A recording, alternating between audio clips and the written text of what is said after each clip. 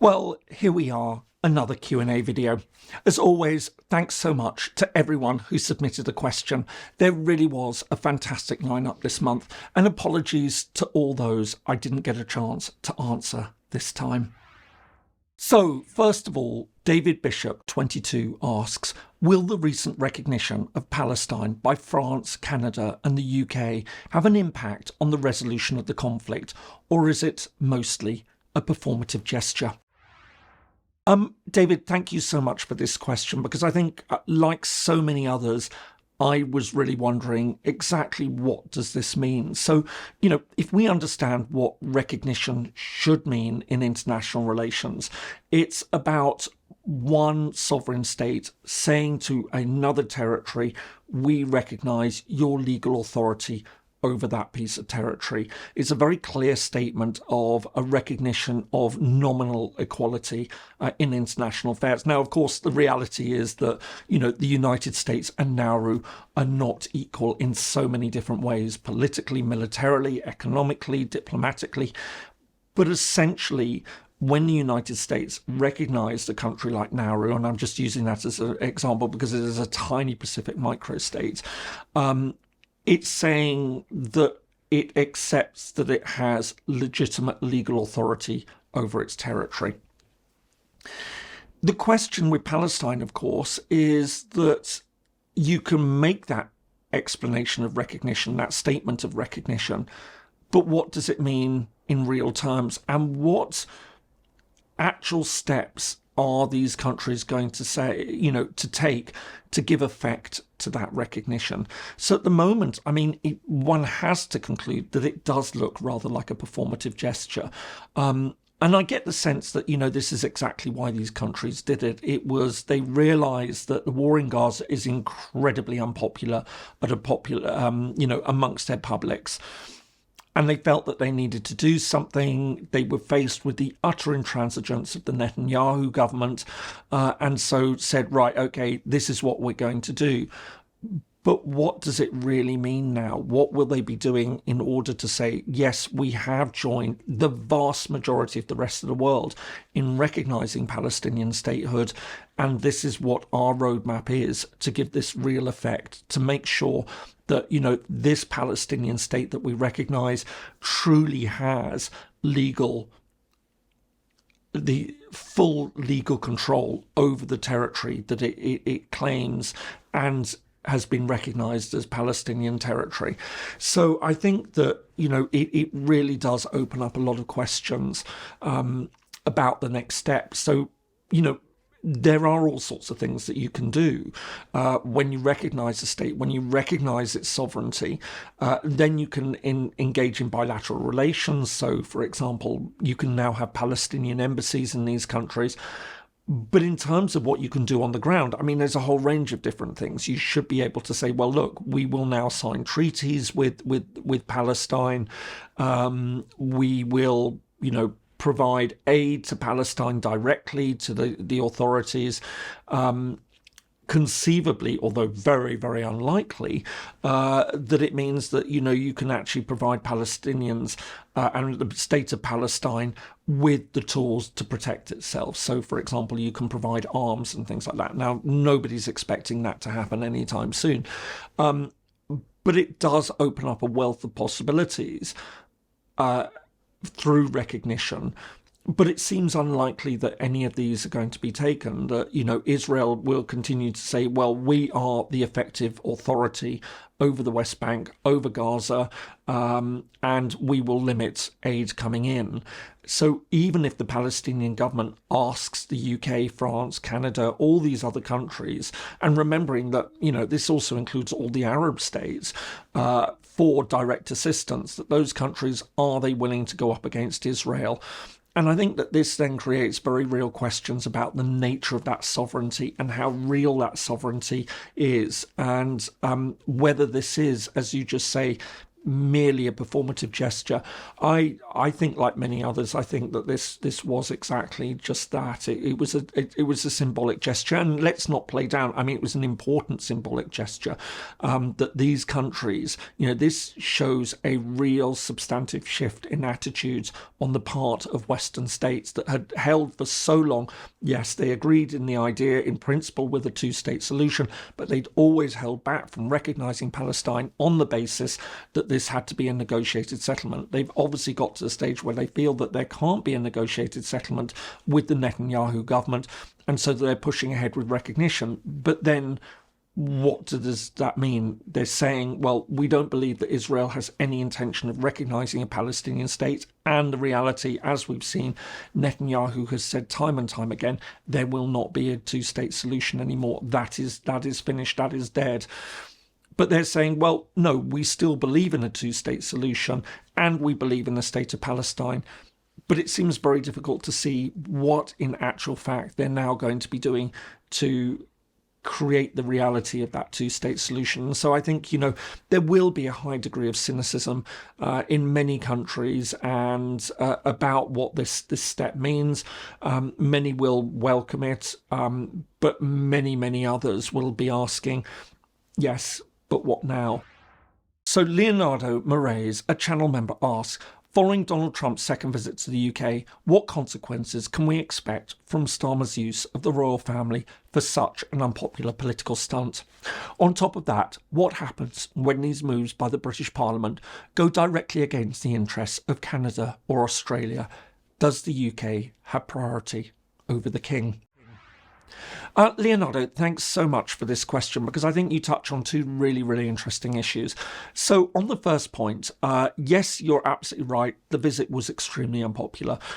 It was very noticeable that Trump was kept as far away as possible from the British public, that during the course of his visit he had barely any interaction with them, that the British government knew that it would be extremely popular, there would be protests, and they didn't want him to see any of this. So they sort of kept him nicely cocooned away from it, meeting the people that they wanted him to meet, and being fated in a way so that they could pack him off at the end of it and say, look, this was an incredibly successful visit. Trump felt wine dined, although he doesn't drink, but certainly his ego was massaged.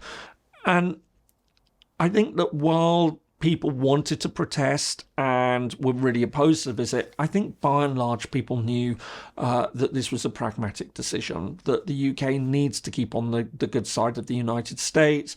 Trump is an extremely difficult person. They've seen other countries that have been lining up to bow down before him. Even the European Union, which everyone sort of would talk about as being this sort of great counterweight to the United States, effectively, when presented with the tariff extortion, surrendered to him. I would really point people to watch a fantastic interview that I did with Dave Keating on this very subject. I'll put a link above for those who might have missed it.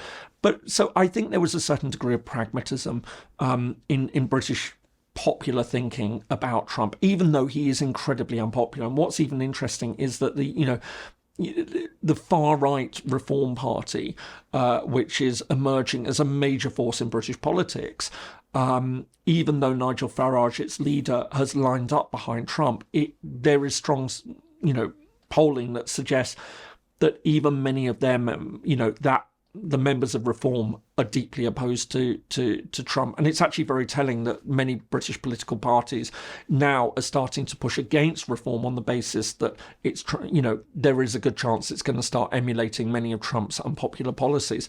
So I think, as I say, there's a certain pragmatism.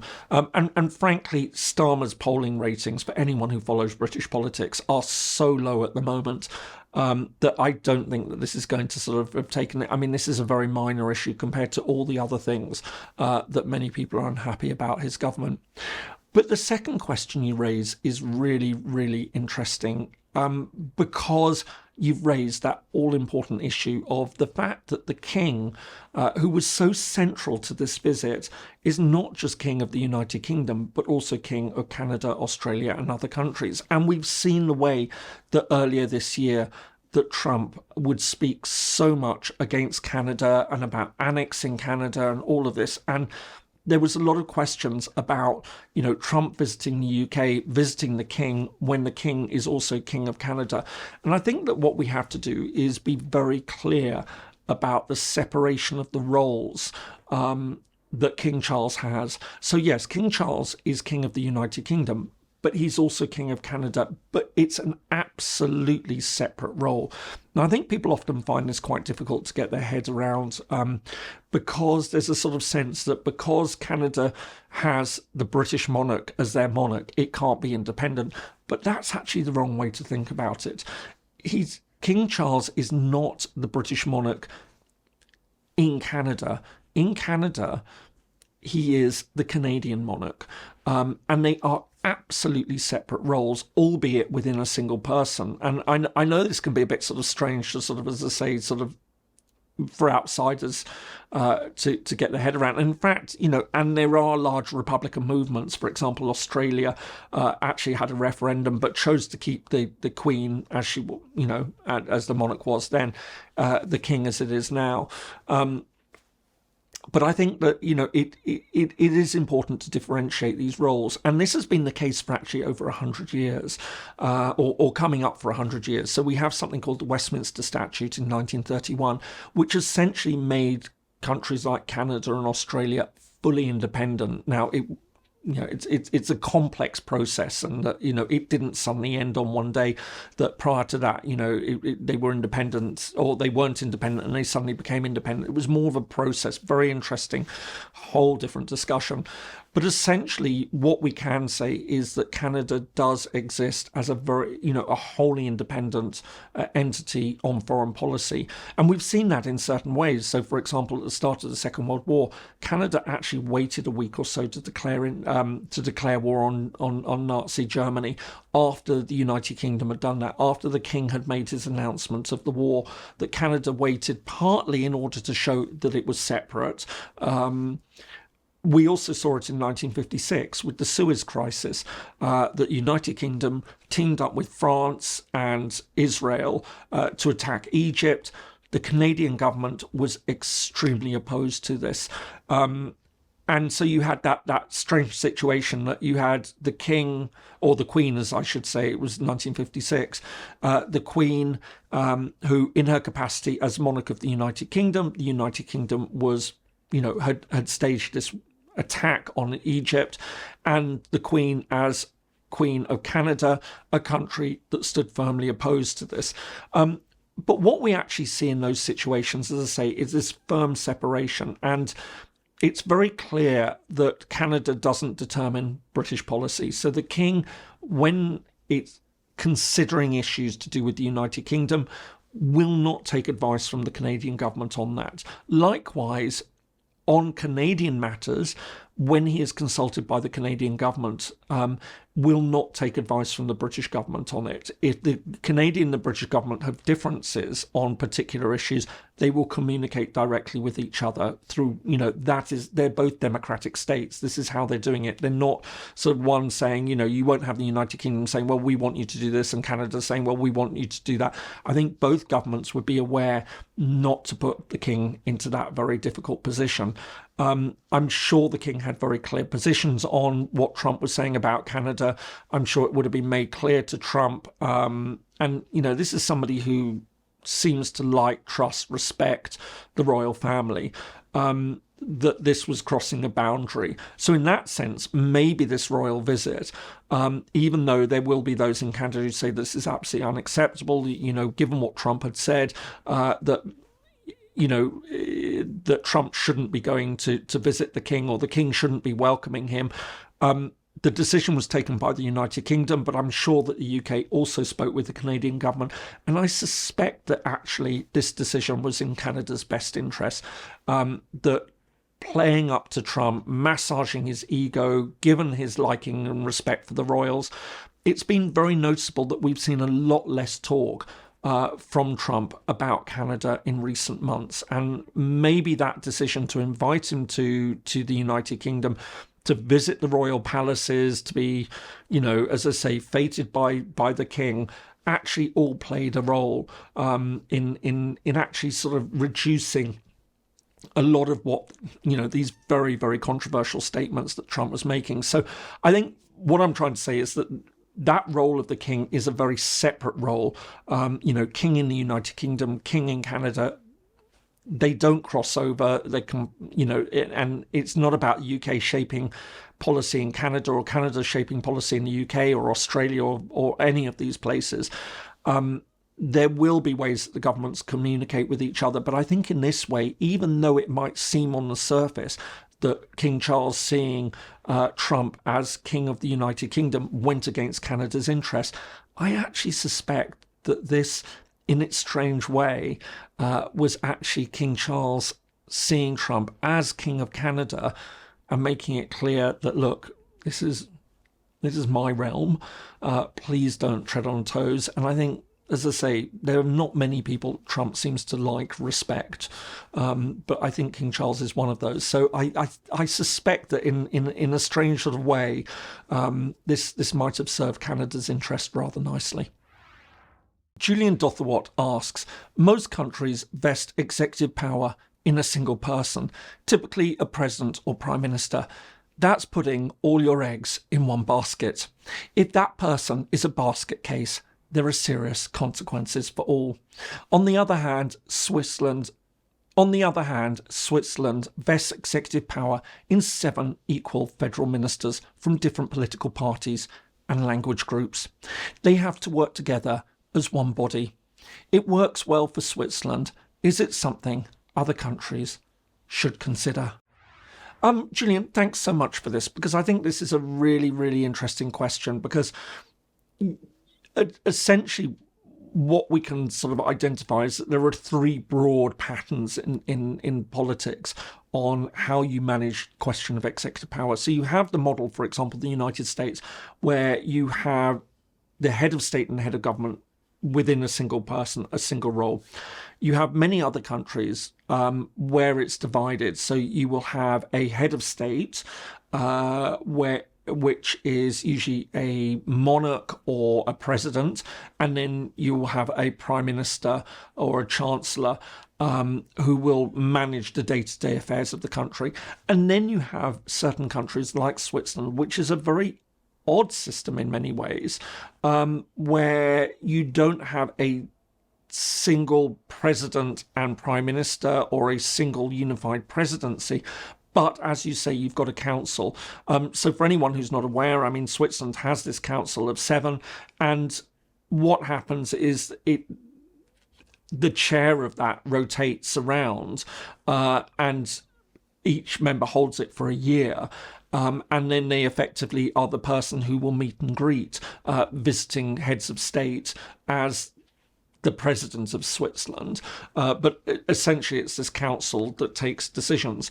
And I think one can definitely see advantages to this system, that it is much more based on consensus, that it prevents that sort of the emergence of key personalities who can be overwhelming, such as, what we've seen, for example, in Trump in the United States. And I have to say, I really, really don't like that system where you merge head of state and head of government into a single role. I've always felt that this is deeply, deeply uncomfortable, deeply dangerous. And I think that Trump has been a very, very good example of everywhere where it can, of how it can go wrong. That it has always struck me that it's better to divide those roles, that you have an executive, a head of government who manages the country on a day-to-day basis, often at the head of a cabinet, and then you have a separate figure, whether that's the king, whether it's a president, who sort of sits above it, who symbolises the nation. And I think that it serves, not always, but can often serve as an important check on the ambition of the Prime Minister.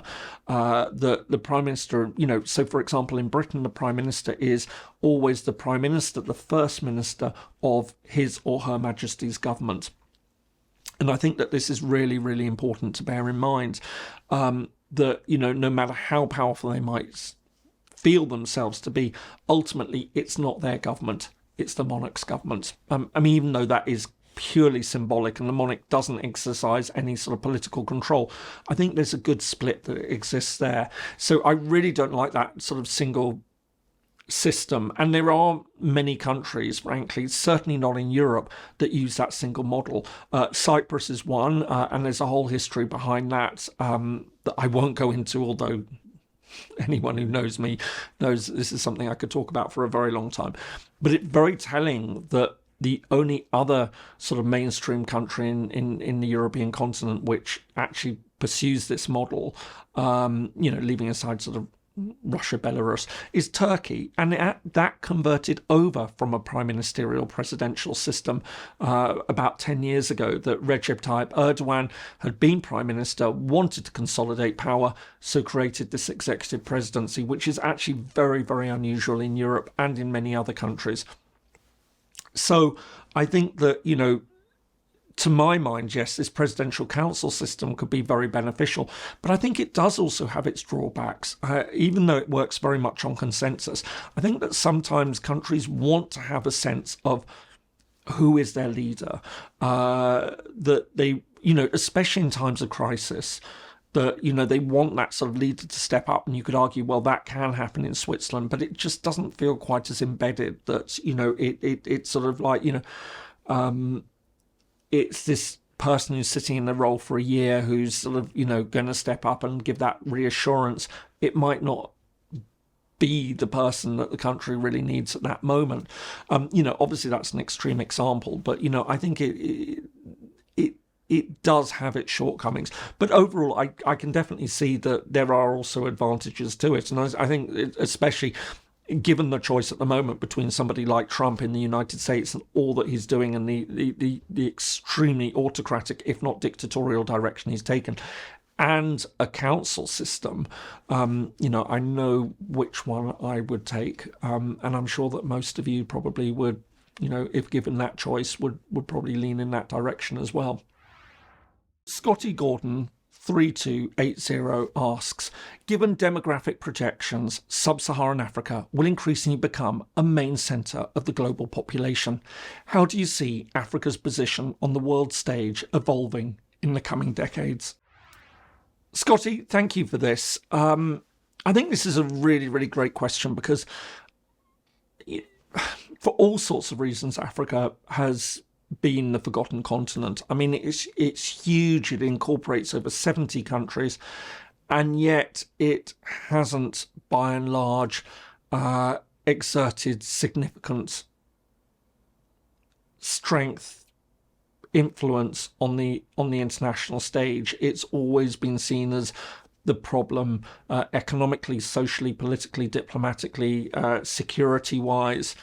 And I think, this is probably a very unfair assessment in all sorts of ways, but at the same time, there is also a lot of truth to it, that it has not lived up to the potential that it should have. And you raise a really interesting question about sort of, as it's becoming that main centre of global population, that we can see that, you have got these, several very, very large countries in Africa, and whether it can reach that potential. But I think that there are two things that really potentially mitigate against that. One is that, in fact, more than two, but I would raise two immediately. I think there is that question of conflict. That in actual fact, as I've often pointed out, what we've seen in Africa is that interstate conflicts have been remarkably rare. There have been very, very few interstate conflicts in Africa, especially given the contestation of those borders across the Africa, those colonial borders.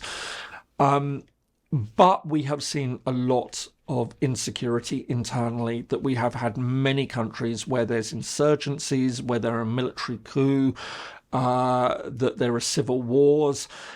These are all significant problems which continue, and you just need to look at a country like the Democratic Republic of Congo, which is absolutely huge, sits right at the heart of Africa, and this is a perennial problem that we can see in West Africa, that we've got many problems. We can see over in East Africa, the Horn of Africa, that there are still very significant issues. For example, in Ethiopia, there are ethnic tensions, that neighbouring Somalia, you still have Islamist insurgents. there are all sorts of places we can point out, and I think that this is a fundamental source of insecurity. I think the other thing that is really going to have a huge effect, and we're already starting to see, is, of course, climate change, and the effects that this is having. And Africa is also in line to be heavily affected by this. We can already see the effects that this is having, greater desertification in certain places. But so I think these are the challenges as well, and this ties in with several other problems. Africa's population growth certainly in certain countries is huge. Nigeria springs to mind. This is now massive, and Nigeria is more than 200 million people. But it's a country that's highly dysfunctional. It has a whole range of its own security problems as well. But it's also having a huge problem dealing with that youth bulge. And there is a massive problem with youth unemployment in the country. What are you doing to make sure that this next generation has a future? Where are the jobs coming from? Where is the economic growth to allow these people to sort of make the most of their future coming from? And these are huge challenges that these African countries will have to face. Whereas there are countries where depopulation is a huge issue and going ahead, and we can see this in parts of Europe, for example. Equally in Africa, that massive population growth that you're pointing to will raise all sorts of problems, and it's not clear where the solutions to those are coming from. So I think you're absolutely right. I think Africa is, the population growth is significant, and it's going to make Africa an important continent, increasingly important. But at the same time, we have all these different issues that Africa's got to start really getting to grips with. And I think one of the things which I've always found very interesting is discussions about creating, a true African Union. So we have the African Union that exists, which some sort of say, could it emerge to be like the European Union?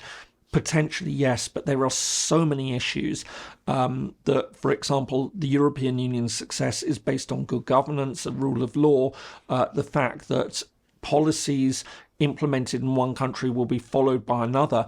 You have got to put that in place in Africa, and we can already see the problems that arise when you try and do that with 27 European states.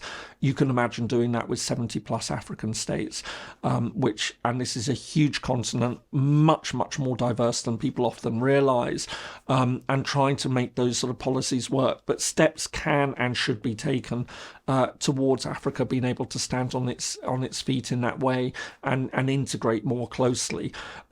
So I think I would like to be positive about Africa's potential, and I think there is huge potential there. This is a continent that it's got fantastic resource wealth. I think you point out about the population growth, but making sure that economic development, that you can provide good standard of living for people, tackling things like, conflict that exists in so many different places on the continent, but also ensuring things like good governance.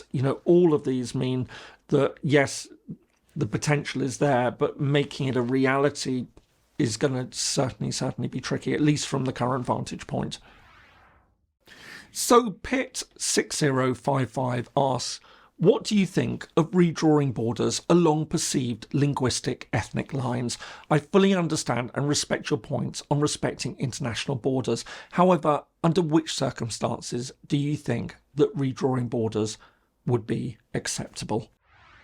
So this is a question that, I've spent a long time thinking about. I work on secession, I work on state creation, state recognition, and this often comes up. I think that there are all sorts of ways that you can approach this question. So the first thing to point out is that there is a very practical problem with the idea that you should redraw boundaries to match ethnic and linguistic groups, partly because defining ethnic and linguistic groups isn't always as simple as it might seem.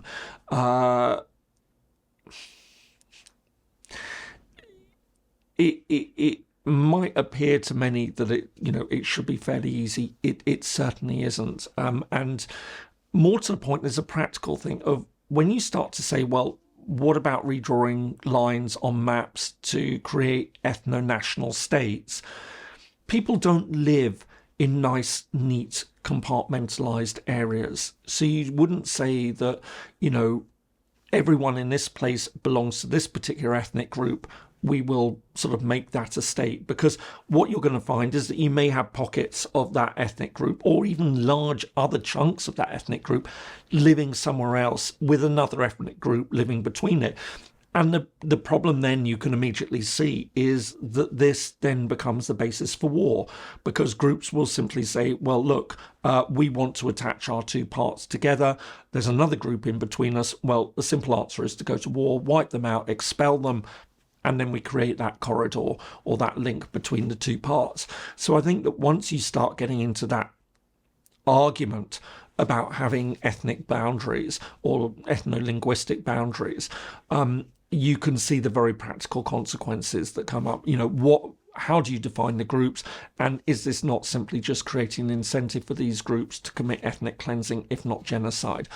But I think then, there are other points that then come up, because there will be, and we have seen this, for example, and you alluded to this in the second part of the question that I haven't put in, about the Balkans, for example, and what do you do when you have groups that say, well, we are a single ethnic group and we are forced to live in separate states, we would like to unite. And we have seen how this has caused huge conflict in many places. There was actually another question about African borders and Middle East and why they haven't been challenged. I didn't put it in partly because I sort of also wanted to work it into this. What we have seen in Africa, and I mentioned in the previous question, there have been very few African interstate wars, is that African countries have recognised that even though the borders that were drawn up by the colonial powers crossed ethnic boundaries and divided tribal groups, ethnic groups from one another, sometimes with bizarre consequences, that you might have one sort of ethnic group where half of them speak English and the other half speak French. I think that nevertheless there was an understanding that if you try and redraw those borders in order to unite these different ethnic groups within a single space, it would be a recipe for disaster. I think we saw in the Balkans exactly what happened when that was attempted, in the 1990s. And I think that has been a huge lesson. So my view is that I don't like this idea particularly, because I just think that it's completely impractical. And if you start to create a policy where you accept the principle that ethno-linguistic groups should be brought together within single national states, you're opening the door to a whole range of other very, very significant issues. So I think that I can see the allure of it. I can see why people might think that there's a certain logic to it. But I actually think that it's more harmful to think of trying to say, right, countries would be more effective if they were just composed of single ethno-national groups.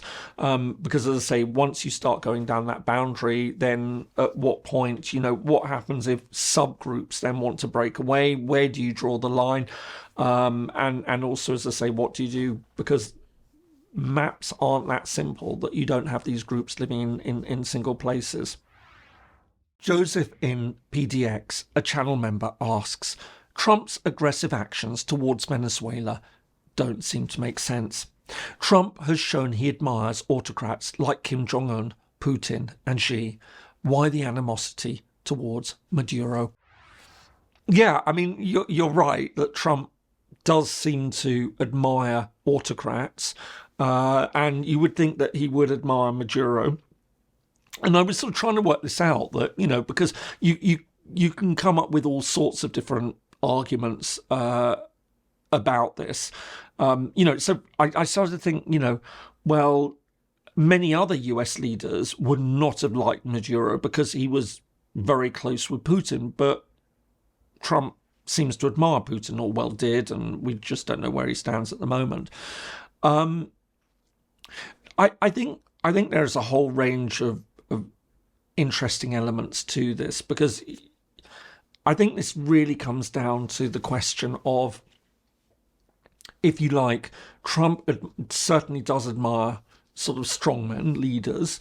There's no doubt about that. But he also has a very clear vision of himself as the leader, not just of the United States, but also of the Americas, and does not like the idea that you're going to have anyone that would challenge his position in that sense. So, for example, he clearly admires Milei in Argentina, who is a leader who obviously looks up to Trump. Same with Bolsonaro in Brazil. Maduro clearly isn't of that ilk. He isn't somebody who admires Trump. His political leanings are completely opposite to Trump's. And I think it's very clear that Trump sees him as a threat. I think there are also internal domestic political aspects of all of this. That, of course, Maduro and the regime in Cuba are very closely aligned, and I think that Trump obviously sees this as a threat. There is a domestic political aspect to all of this, that there are many Cuban Americans and probably Venezuelan Americans who are deeply, deeply opposed to Maduro. A lot will be based in Florida, where Trump obviously is very much at home.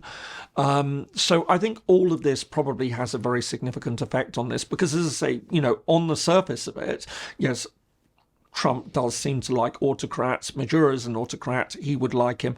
But of course, as I say, I think there's a much, much more interesting, broader context to this, domestic political context, but also an international relations context about how Trump sees power in the Americas. This has been talked about, that, there is this idea that Trump sees the world being sort of drawn up into areas, spheres of control and influence, and he definitely sees himself as top dog for the Americas. And if you've got autocratic leaders who look up to him and are willing to see his leadership in the Americas, well, then he'll support them. But if they stand against him, especially as Maduro does, then obviously this will bring down his ire on them, and we can see already exactly what that means in terms of these steps that have been taken to essentially attack boats in international waters. So I think that to my mind probably explains best as to what's going on here. But of course, if anyone's got any other views, please do put them in the comments below. Always interested to hear what sort of other perspectives people might have on what sort of dynamics are going on here. But to my mind, that probably makes the most sense. HasTolly6289 asks, is Trump just talking with his support for Ukraine, or will he change his mind again? So this touches on the recent suggestions that Trump has changed his position, that having been very friendly with Putin, that he's finally lost his patience, and he's told Zelensky that Ukraine can win back all its territory. I think the problem that we deal with Trump is that we never quite know where he's coming from on any issue, and that it is incredibly easy to change his mind. This constant comment that people would say, Trump just simply repeats the views of the last person he was with, which makes it extremely difficult to know whether we've seen something a little bit more sincere here. I think the one thing I would say is that maybe we are seeing something changing here for two reasons. One, I think that European leaders have been remarkably effective in trying to play up to Trump, to suck up to Trump, and maybe giving Trump a sense that if he wants to be a leader, not just in the United States, but carry large chunks of the international community with him, then he has to understand their position on Ukraine, that Ukraine is seen as an existential threat to Europe, and that, he needs to perform that leadership role. And I think we saw that with that meeting with Zelensky in Washington a few weeks ago, where you had all those European leaders around the table with him. You had Merz, you had Macron, you had Starmer, you had Meloni, you had Stubb, all of these people very much playing up to Trump and massaging his ego, and maybe so he can now actually see that if the United States, if he wants to be the leader of this, he has to understand their position on things. And touching actually on another question that came up, one wonders, there have been rumours, and I don't think it's beyond the realms of possibility, that Trump, this was also brought up with Trump during his state visit to the UK by King Charles. We know, again, that Charles is, has got quite, he's very careful about what he can say in public, but it's understood that he has very strong views on Ukraine, about Russia's invasion and aggression. And there have been suggestions that he spoke to Trump about this, and he would have done it very carefully, he would have done it very diplomatically, but, in the context of that private meeting. And we know that Trump admires, likes, respects the UK royal family, and especially the King. That could also have changed the position on things. So I think, coupled with the fact that maybe he is finally losing patience with Putin, he's understanding that Putin is not genuine in trying to pursue peace. We've seen, for example, the way that Trump has laid down the law, it seems, with Netanyahu about what to do with Gaza. He tried to do the same with Putin over Ukraine, and it was rebuffed by Putin. He sees Putin, with Xi, and Trump makes no doesn't bother hiding that he sees China as the main threat, and then he sees Putin sort of sucking up to Xi.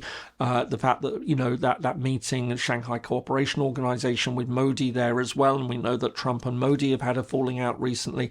So I think maybe in his mind he's starting to see that attempt to get closer to India, to Russia, now that's blown up, that he needs to go back and fall back on Europe, and that, effectively the price of that European support is going to be sort of changing position on Ukraine. But all this may be just wishful thinking. All this may just simply not be the reality and that's the whole problem. Again, we have to deal with Trump. We just do not know. We don't know what's driving him on any given issue, what those around him are saying. Is this something that Trump has just changed his mind, but he hasn't brought on people around him like, Steve Witkoff, or, what is J.D. Vance thinking about all of this? Have they been persuaded? Or is it that Trump has just been working with European leaders recently, and given the opportunity, they'll be able to swing his mind the other way? It's just really, really difficult to tell. And this is what makes dealing with Trump so very difficult, is that you just don't know. He seems to be saying the right things at the moment. There's been talk that, he'll provide Ukraine with advanced weaponry, missiles. We just don't know. So I can't say for certain. I mean, it seems that there are positive signs, but that could all change tomorrow. Unfortunately, I think that's all we have time for this month. In case you missed them, here are some other recent videos that you may find interesting. Thanks so much for watching, and see you in the next video.